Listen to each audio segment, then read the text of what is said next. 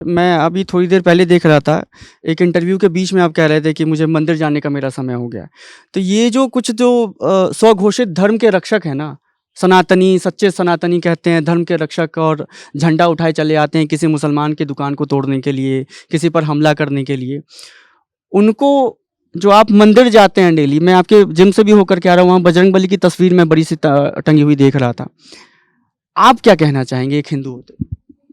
मैं ये कहना चाहूँगा, हिंदुओं को हिंदुओं की तरह सोचना चाहिए, ना कि किसी आतंकवादी की तरह सोचना चाहिए। इनकी सोच, इनकी मेंटालिटी हमें पता है क्या है, क्योंकि ये इंसान को इंसान नहीं समझते।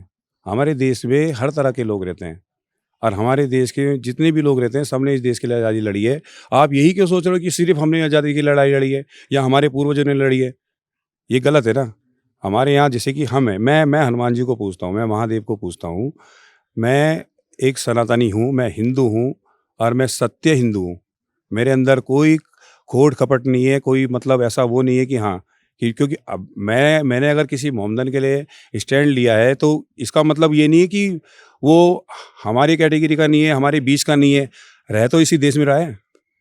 रह तो इसी देश में रहा है और इसी देश के लिए उसने जिया है, इसी देश के लिए उसने मरने की कसम खाई है, इसी मिट्टी में उन्होंने मर जाना है।